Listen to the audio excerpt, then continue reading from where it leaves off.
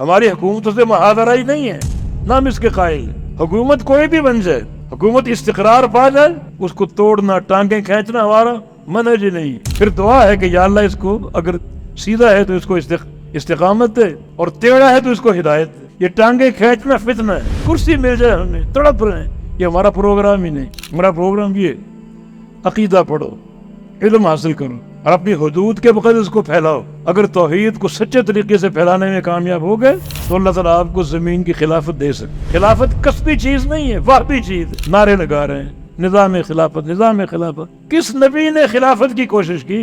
نبی زمین پر آیا، بھیجا گیا ہے، تو نبی کا مطالبہ کیا تھا کہ یا اللہ میرا اقتدار قائم کر دے، میری خلافت قائم کر دے؟ نہیں، اس کا مشن، اس کا آغاز قولوا لا الہ الا اللہ، تربیت، تعلیم اور تصفیہ۔ نبی علیہ السلام کو اقتدار پیش کیا گیا مکہ میں، آپ سب جانتے ہیں۔ اس دعوت کو چھوڑ، دعوت توحید کو چھوڑ دو، بلکہ بعد میں اور نیچے اترے کہ اللہ کی توحید بیان کرو، ہمارے بتوں پر تنقید نہ کرو۔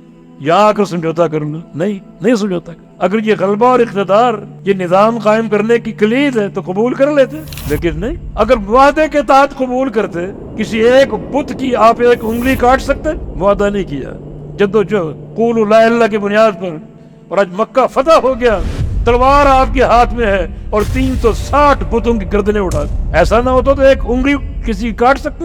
یہ واہبی چیز ہے، کسبی چیز نہیں ہے۔ اس کو ووٹوں سے مت خریدو، یہ واہبی چیز۔ اور واہب اللہ کب عطا کرتا ہے؟ جب اس قابل ہو جائے۔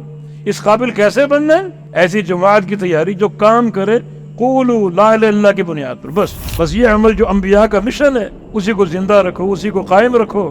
اللہ تعالیٰ جب اس دعوت کو پھیلا دے اس کی توفیق سے، تو اللہ ایسی جماعت کو اقتدار دے گا جو واقعتاً اس کے اہل ہو۔ اے ایمان والو، اگر تم سب مرتد ہو جاؤ تو اللہ دوبارہ دین قائم کرنے پر قادر ہے۔ یا اللہ کیسے؟ اللہ چاہے تو کن کہہ کر قائم کر دے۔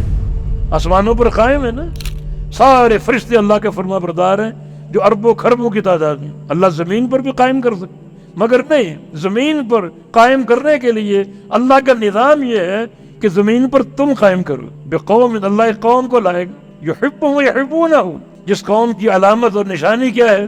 اس قوم کو اللہ سے محبت ہوگی اور اللہ کو اس قوم سے محبت ہوگی۔ وہ قوم اقتدار پر قائم ہوگی، وہ قوم اصلاح کا کام کرے گی، وہ قوم جو اللہ کی طرف سے صحیح ایک نمائندہ اور خلافت کی اقدار ہوگی، جس کو اللہ سے محبت ہو اور اللہ کو اس سے